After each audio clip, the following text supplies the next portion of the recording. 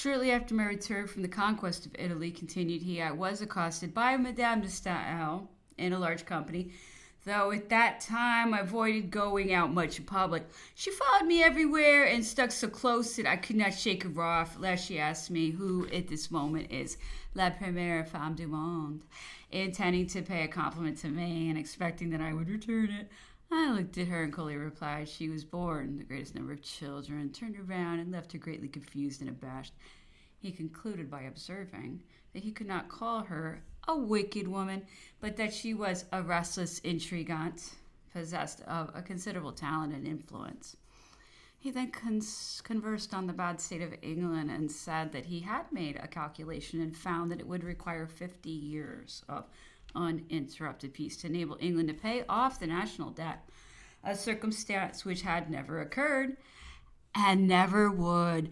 Saw Sir Hudson Lowe at Plantation House, with whom I had a conversation chiefly upon subjects connected with the Admiral, informed him that macaroni formed an item of magnitude of the expenditure of Longwood. As for the £2 of that article, which they consumed daily, they were obliged to pay 24 shillings to Mr. Sullivan.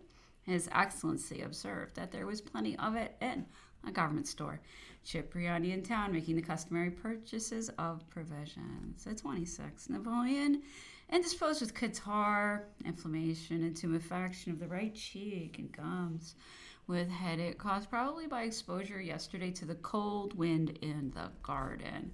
27th, Napoleon better. Right cheek, however, is still tumefied. He had some conversation with his about the ambassador. If, said he, 1,000,000 of francs had been given to the first mandarin, everything would have been settled, and it would not have been a reproach to the nation, as that embassy was not one which regarded the honor of the country. It was and ought to be considered more as an affair of merchandise than as one immediately affecting the nation. It was in fact an embassy to China from the tea merchants in England, and therefore advantages with great honor be purchased. Besides, when you send ambassadors to those barbarians, you must humor them and comply with their customs.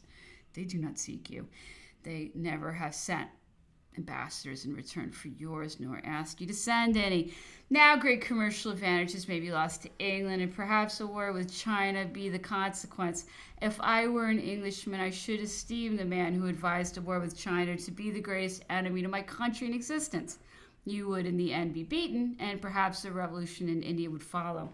In the course of a few years, added he, Russia will have Constantinople, the greatest part of Turkey, and all Greece.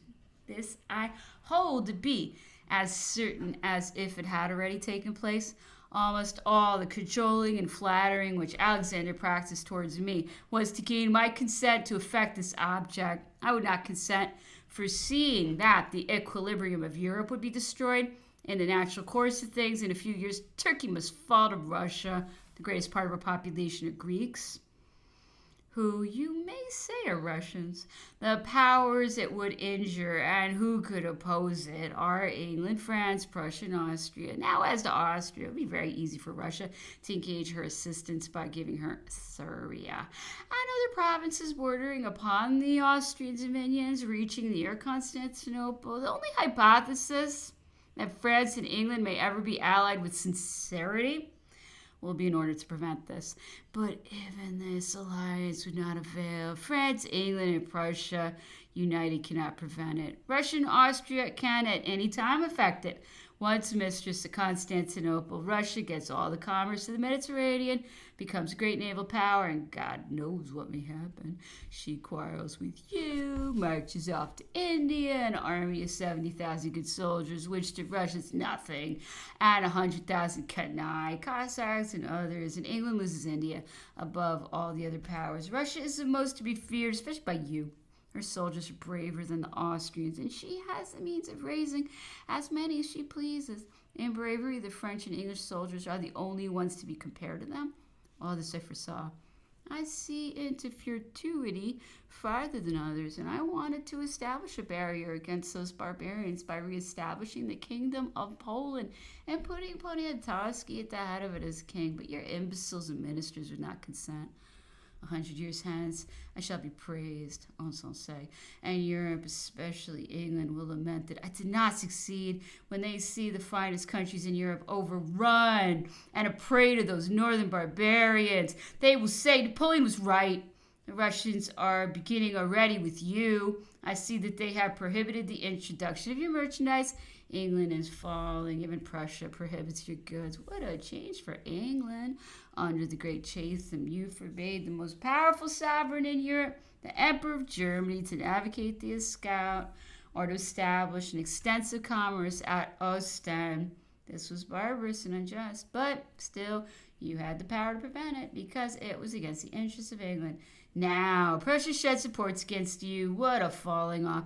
In my opinion, the only thing which can save England will be abstaining from meddling in continental affairs and withdrawing her army from the continent. Then you may insist upon whatever is necessary to your interests without fear of reprisals being made upon your army. You are superior in maritime force to all the world united. And while you confine yourself to that arm, you will always be powerful and be dreaded.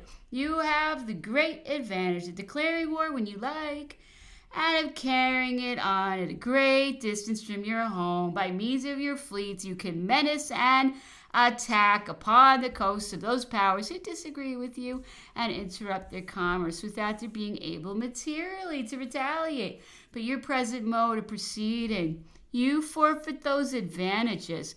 Your most powerful arm is given up, and you send an army to the continent where you are inferior to Bavaria in that species of force. You put me in mind of Francis I, who had a formidable and beautiful artillery at the Battle of Pavia, but he placed his cavalry before it, and thus masked the battery which, could it have fired, would have ensured him the victory. He was beaten, lost everything, was made prisoner. So it is with you.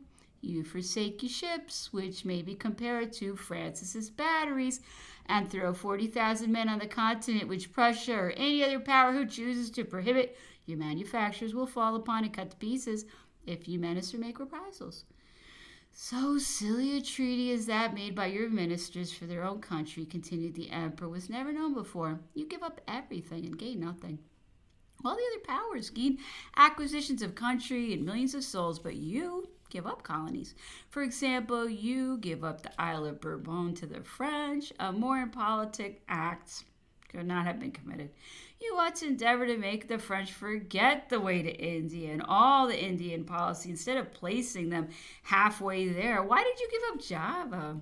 Why Suriname or Martinique or other French colonies? To avoid doing so, you had nothing more to say that you would retain them for the 5 years the Allied powers would remain in France. Why not demand Hamburg for Hanover? Then you would have entrepot for your manufacturers. In treaties, an ambassador ought to take advantage of everything for the benefit of his own country.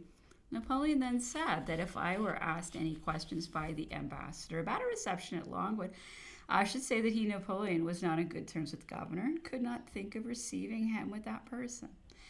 That if he were desirous of being introduced, he would receive him presented by Count Bertrand or by the admiral. I will have no doubt, added he, that this governor will tell him that I am very much dissatisfied with him for doing his duty and that I am sulky. That having been so long used to command myself, I have not philosophy enough to bear restraint, that I have been treated very well and have made a very bad return for it. If the ambassador asks you, you may say that I have my own way of receiving persons who wish to be introduced to me, that I do not wish to affront him, far from it, but that I cannot see the governor. 28th. A servant named William Hall, dismissed from Longwood, after leaving it, he underwent a long interrogation at Plantation House by the governor relative to what he had seen and heard during his residence at Longwood. The Ocean Experiment and another ship arrived from England yesterday. Saw Sir Hudson Lowe, who told me with some embarrassment that his conduct had undergone a parliamentary investigation, and that I should see in the newspapers an account of a motion relative to General Bonaparte that had been made by Lord Holland in the House of Lords, but that he had not as yet received any official account of it from Lord Bathurst, that the reports of his lordship's reply as given in the newspapers might be incorrect or unfaithful, which I had better say if General Bonaparte asked me any questions.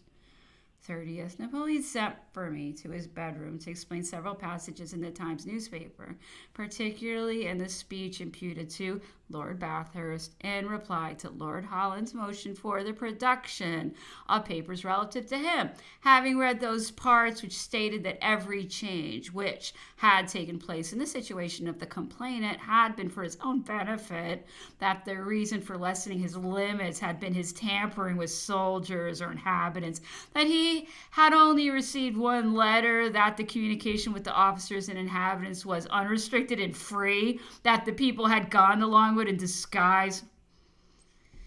Je suis bien aise, said Napoleon, de voir que le ministre anglais a justifié sa conduite atroce envers moi au Parlement, à sa nation et l'Europe, avec ses mensonges tristes ressources qui ne endurent pas longtemps. Il regno de bougie n'endurera peu après, continued he. I felt greatly ashamed and ready to sink into earth, and stammered out the excuse that had been suggested to me by Hudson Lowe. It's even worse, said he. In the Morning Chronicle, in the Times, it appeared as if prepared for publication in a ministerial office, but in the Chronicle it looks as if coming from his own mouth.